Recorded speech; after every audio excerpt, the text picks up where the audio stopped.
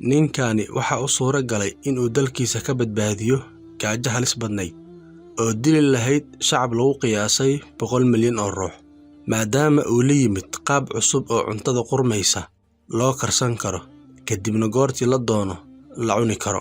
dhanka kale qaabka cusub ee uu ninkani hindisay waxa ka helay dunidii oo idil oo maanta caalamka intiisa badan waxa laga cunaa cuntadii uu ninkani qaabka cusub u kariyay.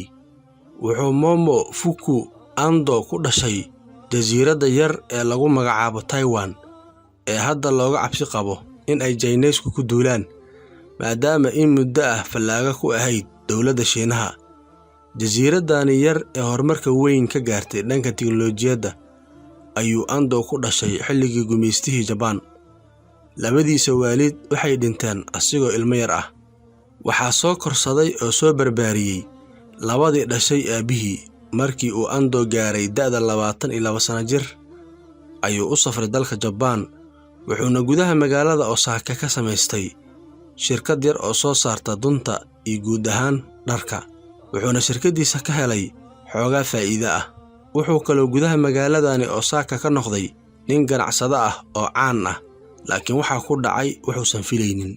dowladdii Japan ayaa iclaamisay in ay gashay dagaalkii labaad ee adduunka, waxayna gudaha dalka ka bilowday olole dadka lagu soo xirayo. ololahaasi ayaa si sabab la'aan ah loogu soo xiray Ando. muddo ayuu Ando xabsiga ku jiray oo dunida iftiinkeeda laga qariyay. inta uu xabsiga ku jiray Ando wuxuu la kulmay mucaamalo xumo, jirdil iyo ihaano maadaama uu yahay nin ka soo hijrooday jasiiradda Taiwan. wuxuuna goortii dambe xabsiga ka baxay asigoo xanuunsan oo aad u niyadjabsan. Ando weligii xabsiga kama soo baxeen haddii ay sii jiri lahayd imbaraatoriyadii kibirka badnayd ee Japan. laakiin nasiib wanaag imbaraatoriyadda waxay ku jabtay dagaalkii labaad ee adduunka, waxaana dalka meel walba la wareegay ciidankii Mareykanka kuwaa oo dad badan xabsiyada ka soo daayay. taasina waxay Ando u suura gelisay inuu xabsiga ka soo baxo. haddaba markii uu Ando xabsiga ka soo baxay wuxuu arkay ayadoo wax walba isbedeleen oo shirkaddii lacagaha badan ku maalgeliyay dhulka la simay. diyaaradihii Mareykanka ayaa meel kasta oo dalka ka mid ah bambooyin la dhacay. Ando markii hore arrintaani si aad ah ayuu ugu niyad jabay, laakiin kolkii dambe wuxuu go'aansaday inuu marnaba isu dhiibin duruufaha adag ee nolosha, sii watana halgankiisa shaqada. mar labaad ayuu Ando boorka iska jafay, wuxuuna hoos ka soo bilaabay ganacsi cusub. wuxuu sameeyey bangi, asiga ayaana madax fulinta ka noqday bangiga. dadaal iyo juhdi badan kadib bangigii kor ayuu u kacay. Ando dhaqaale fiican ayuu ka helay bangiga. laakiin nasiib darro, mar labaad ayuu Ando mushkilad weyn la kulmay. wuxuuna eedsaday markii uu garab maray qodob ka mid ah xeerarka dhaqaalaha iyo ganacsiga ee dalka u yaallay.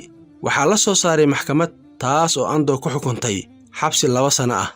Ando ayaa soo dhammaystay xabsigii 2 sano ahaa, laakiin markii uu dibadda yimid uu xabsiga ka soo baxay wuxuu arkay bangigii oo shiiday si ba'anna u burburay.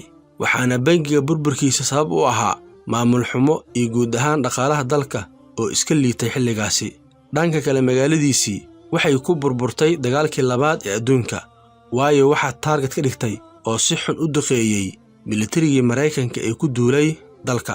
haddaba xaaladda nololeed ee ninkani waxay la mid ahayd mid dalka, waayo dalka goordhow ayuu ka soo baxay dagaal xun, wuxuuna ku jiraa xaalad niyadjab ah.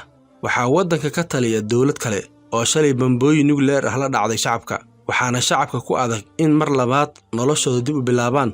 guud ahaan dalka wuxuu ku jiraa xaalad gaajo ah oo aad u daran, wuxuuna dhibka ku sii badan yahay dadka saboolka ah ee aan waxba haysanin, kuwa oo maalin kasta cudurro iyo gaajo u dhinta. maalmo ayuu Ando arkayay dadka oo safaf dhaadheer ugu jira baqaarada lagu iibiyo cuntada, gaar ahaan kuwa gada noodleska. halkan marka ay xaaladdu marayso ayaa waxaa kacay dareenkii Ando ee dhan ganacsiga. wuxuuna gartay in ganacsiga cuntada faa'iido badan ku jirto, gaar ahaan noodleska, waayo waa raqiis, dadka oo dhan ayaa iibsan kara. dhanka kale waa cunto gudaha dalka aad looga jecel yahay, laakiin wuxuu leeyahay hal ceeb, taas oo ah inuusan gelin marka la kariyo kayd. haddaba xaalkiisa waa kari oo cun inta uu kulul yahay. haddaba Ando iyo xaaskiisa ayaa bilaabay tijaabooyin. inta la kariyo noodleska haddana la kaydiyo si goor dambe loo quuto ama loo cuno. waxayna ku qaadatay Ando iyo xaaskiisa tajrubadani muddo 6 bilood ah. aakhirkii waxay ku guuleysteen inay hindisaan qaabka cusub ee hadda loo kariyo noodleska, ka oo maanta dad badan u suura geliyay inay noodleska cunaan asigoo muddo dheer kaysanaa. haddaba Ando markii uu ku guuleystay hindisihiisa si degdeg ah ayuu suuqa ku soo geliyay badeecadiisa cusub ee uu goorta dhow hal abuuray. wuxuuna dadweynihii ku dhahay waa noodles lagu kariyay maraq digaag, si degdeg ahna aad ku diyaarsan karto goorta aad doontana aad ku cuni karto, ma jiraan wax ka qurmaya.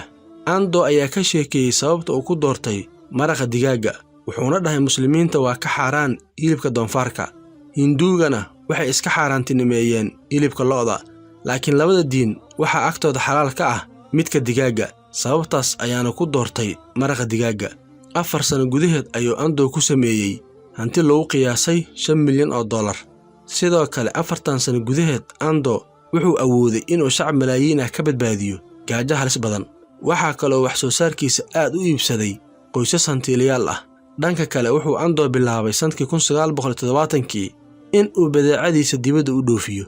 wuxuu Ando kolkii dambe geeriyooday sanadkii 2007 asigoo reerkiisa ugu tagay hanti lagu qiyaasay $100 milyan. hantidan sidaan u badan iyo shirkadani weyn Ando tacbideeda waxay ku qaadatay muddo 50 sano ah. haddaba dunidani ma jirto wax si sahlan oo shortcut ah lagu heli karo. dhowr jeer ayuu Ando ganacsigiisii ku fashilmay, sida aan hore u sheegayba. marar badan ayaa xabsiga loo taxaabay, laakiin isuma dhiibin duruufaha adag ee nolosha ee wuxuu sii watay halgankiisa dhanka ganacsiga.